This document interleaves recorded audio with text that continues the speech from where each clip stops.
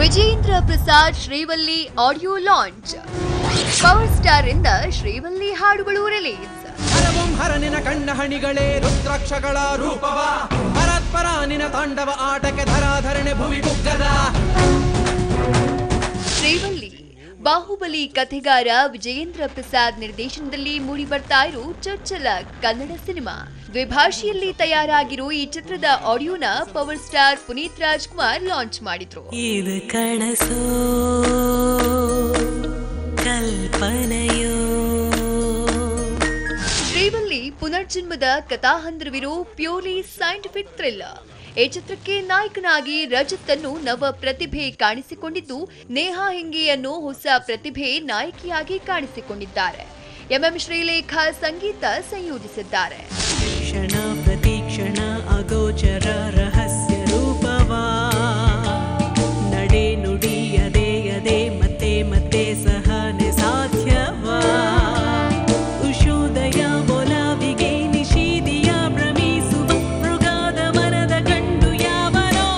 ಶ್ರೀವಲ್ಲಿ ಸಿನಿಮಾದಲ್ಲಿನ ಎಲ್ಲಾ ಹಾಡುಗಳು ಸಂದರ್ಭಕ್ಕೆ ತಕ್ಕಂತೆ ಮಾಡಲಾಗಿದೆಯಂತೆ.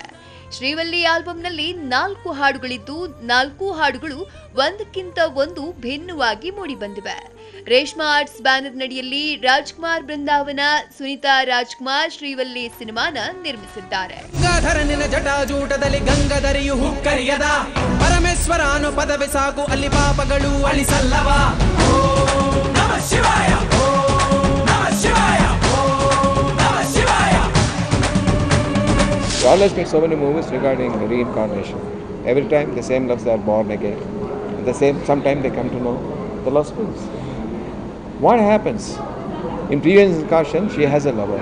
In this birth, she has another lover. She comes to know about her previous incarnation. The same lover is here now. Loving her so much. When she started with her 2 lovers.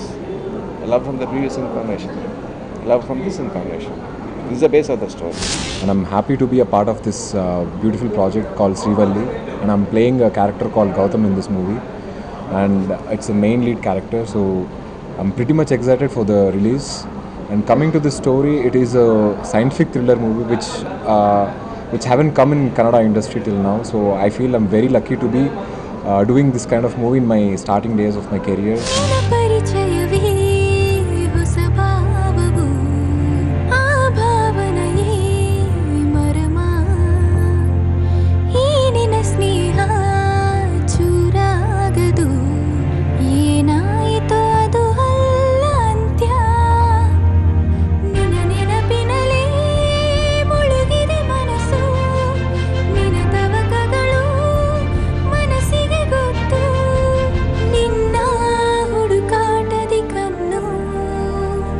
Very special film for all of us. It's my debut as well.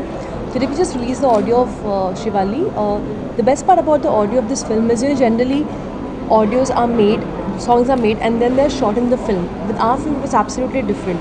Vijayendrara Prasad garu, he's a legendary writer. Actually, when we came to make the movie, we thought first we think about the best story.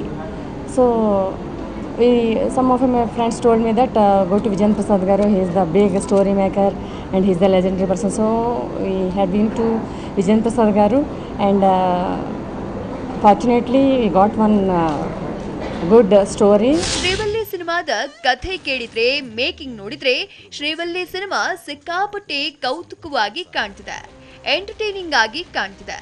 ಅಂದ್ಹಾಗೆ ಈ cinema March ತಿಂಗಳಲ್ಲಿ ಪ್ರೇಕ್ಷಕರೆದುರಿಗೆ ಬರ್ತಿದೆ.